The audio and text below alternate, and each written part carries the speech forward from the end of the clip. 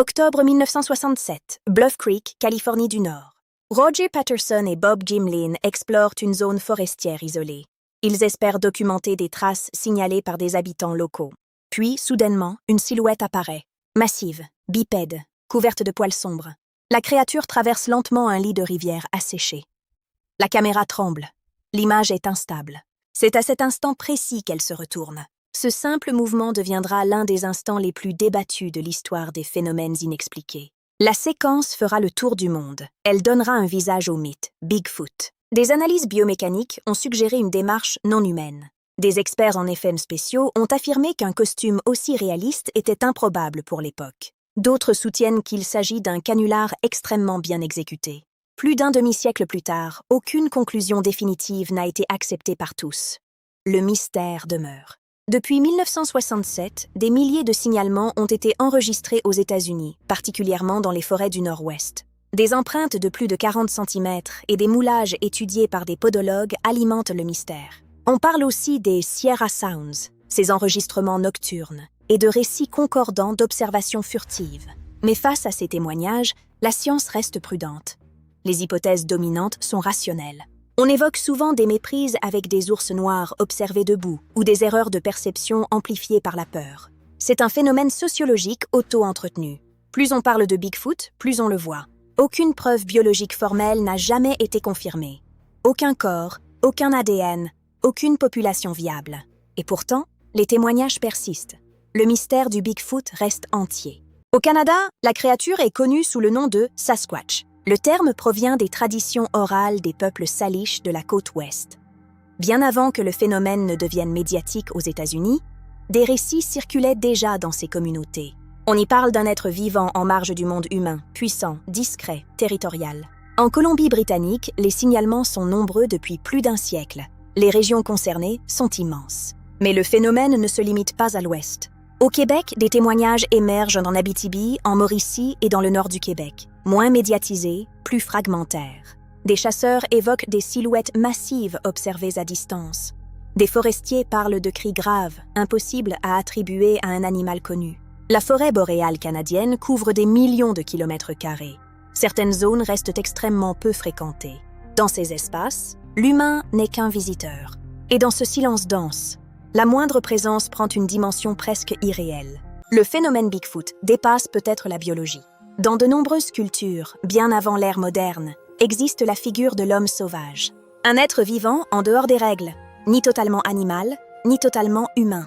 En Europe médiévale, des représentations montrent des hommes velus vivant dans les forêts. En Asie, des récits anciens décrivent des humanoïdes retirés des sociétés.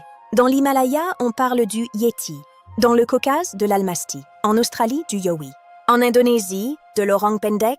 Des cultures séparées par des océans, des langues différentes, mais une silhouette presque identique. Grande taille, corps robuste, couvert de poils, évitant les humains. Peut-être que cette figure n'est pas seulement une créature, peut-être est-elle un symbole, un souvenir de ce que nous étions avant la domestication du monde. La forêt devient alors plus qu'un décor. Elle devient le territoire de nos peurs archaïques. Parmi les hypothèses biologiques, l'une des plus discutées concerne une survivance préhistorique. Et si Bigfoot était le descendant d'un primate ancien? Certains chercheurs indépendants évoquent Gigantopithecus blacki, un singe géant ayant vécu en Asie il y a plusieurs centaines de milliers d'années. Les fossiles retrouvés suggèrent une stature impressionnante. Officiellement, l'espèce est éteinte. Mais durant les périodes glaciaires, la Béringie reliait l'Asie et l'Amérique du Nord. Des migrations animales ont eu lieu à travers ces ponts terrestres.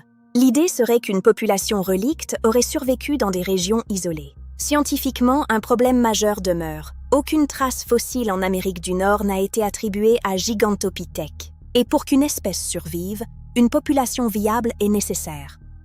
Pourtant, les forêts du Canada et de la Russie restent vastes et peu étudiées. L'histoire naturelle nous a déjà surpris. Des espèces disparues ont été redécouvertes. La probabilité reste faible, mais l'hypothèse alimente le débat.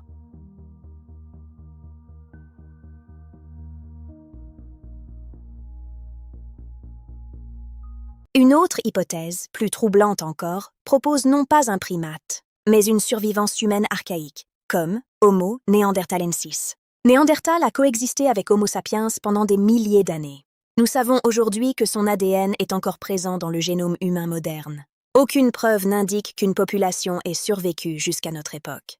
Mais la découverte du Denisova hominin, à partir d'un simple fragment osseux en Sibérie, a profondément bouleversé notre compréhension de l'évolution humaine, une espèce entière révélée par un morceau d'os. Cela rappelle que notre arbre généalogique est plus complexe qu'on ne l'imaginait. Cependant, les contraintes biologiques sont strictes. Une population humaine cachée devrait laisser des traces génétiques, archéologiques ou matérielles. Aucune preuve solide ne soutient cette hypothèse. Mais elle soulève une question fascinante. Et si certaines branches de notre passé avaient persisté plus longtemps que prévu? Si ce dossier vous a intéressé, vous pouvez soutenir la chaîne simplement. Laissez un like, abonnez-vous pour ne rien manquer des prochains dossiers. D'autres mystères nous attendent, et certains méritent qu'on prenne le temps de les explorer. Merci à tous d'avoir suivi ce dossier et à très bientôt.